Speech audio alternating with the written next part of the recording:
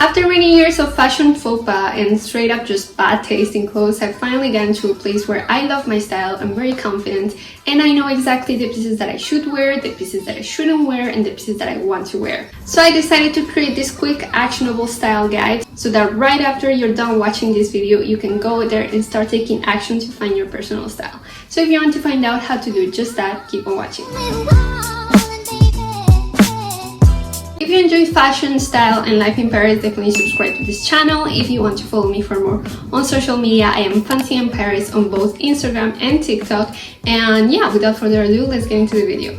Step number 1 is to look for inspiration and identify the style that you like the most. To do this, you're going to go to Pinterest and look for street style 2020 or 2021 and look for the styles that you like the most. Then you can click on see more to see similar looks to the ones you love. You're going to identify the shapes, materials, colors, key pieces, and the texture that you like the most. Then save those into a Pinterest board so you don't have trouble finding them later. You can also do this on Instagram, look for the hashtag street style or fashion, and then save the looks that you prefer into a folder for inspiration. Step number 2 is you will identify the shape of your body. I'm going to put right now on screen the different shapes of body that exist, so you can choose whichever fits your body best. And I will not go into details onto how to dress each body type because it's very lengthy. So let me know if you would like to see a video about that in the comments down below. But I will link in the description down below a super helpful article that is going to help you identify the type of clothing that you should wear to enhance your body. For example, if you have an inverted triangle shape, which is that your shoulders are wider than your hips, then maybe you want to add some value to your lower body with a pair of structured pants. Or if you have an hourglass body type, you really want to focus on cinching your waist and not add any volume to your upper or lower body. So identify your body type and then find out what type of cuts, what type of silhouettes, what type of shapes are going to benefit your body so we can move on to the next step. For step number 3, now that you know what shapes and clothing to stay away from, you can choose your look or your aesthetic, whether you want to be bohemian, edgy, chic, girly, minimal, fashion forward, whatever look speaks to you. You really want to try to stick to it, just so that your personal style and your look becomes very easily identifiable, like very specific. Now, I don't mean that you have to put yourself in a box, like if you want to mix, maybe be edgy with a little bit of girly or minimal with a little bit of fashion forward, you can definitely do that, but whatever you choose, try to stick to it because you really want your style to become very specific to you and very identifiable to you. So if, for example, you go to the Instagram pages of the fashion girls, they're always wearing the same types of colors, the same types of shapes, the same types of pieces that they already know that they love and that they know how to wear, they know how to style, and that it goes well with their bodies. And that's how you develop a style. Now, don't get me wrong, again, like I said, fashion is about experimenting, about having fun. So if you maybe chose to be minimal but you really love this, pair of really flamboyant boots, go ahead and obviously get them and rock them. But what I mean is, if you're trying to develop a style, trying to stay relevant to the look that you're trying to achieve is very important.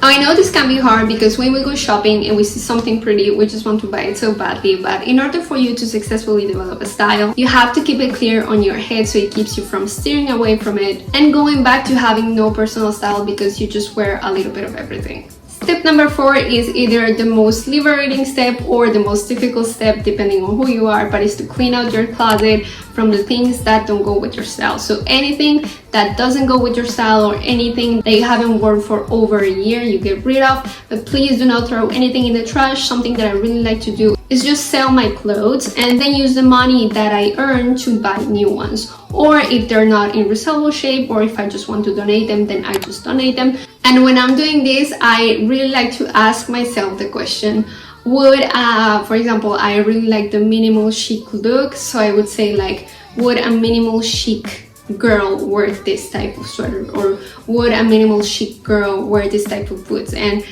more often than not, if I'm asking the question, it's probably the answer is no. Okay, so now we have a clear view of the style that we want to achieve. We have a clean slate in our closet, and it's time for step number 5, where we're going to start building our wardrobe. Now, finding your personal style cannot be done in one sitting, unfortunately. You cannot just go to the store and overcharge your credit card and then buy everything and then there you have your wardrobe. Unfortunately, that's not how it works. It really is over time. It takes time to find your style. Finding the perfect pieces for you takes time. Finding the stores you like takes time. Finding the cuts, the silhouettes, the materials, everything really takes time and experience. It's a lot of trial and error. But for this, we're going to go back to the drawing board and we're going to go back to the key pieces that we identified in step number 1 and start looking for them. So for example, when I started my journey, this was my camel coat that I first got because I really wanted, you know, to start this minimal chic style with a really fluid, neutral coat that I would be able to wear with everything. So that was one of the key pieces that I personally identified. For you, that can be the same, maybe a coat now that it's winter time, or you know, if it's the summer, maybe a dress or a pair of sandals, a pair of shoes, whatever it is. Just identify the key pieces that you need for your closet and start looking for them. A really useful tip that I use is that whenever I find a store that I really like, I go to their Instagram page and I just click on the little arrow that is going to present me with similar stores.